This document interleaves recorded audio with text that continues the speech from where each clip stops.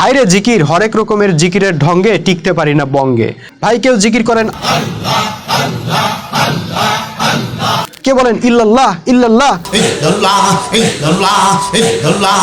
তাবলিগের ভাইয়েরা আবার পাড়া মহল্লা কাঁপায়া গোল হইয়া বসে এমন জিকিরের টান মারেন মনে হয় আজকেই ফানাফিল্লা হয়ে যাবেন সবাই।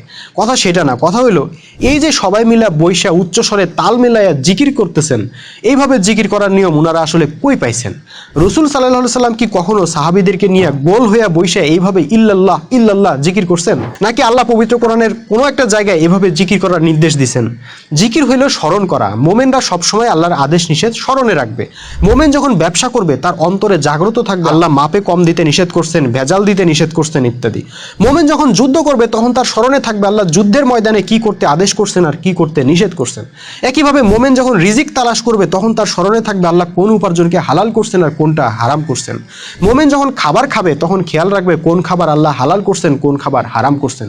সে হালালটা নিবে, হারামটা বাদ দিবে, এটাই জিকির। কিন্তু এখন দেখা যায় বাস্তব জীবনে আল্লাহর কোনো আদেশ নিষেধ মনে রাখে না, কিন্তু পাড়া মহল্লা কাবায় ফেলতেছে আল্লাহু আল্লাহু কইরা।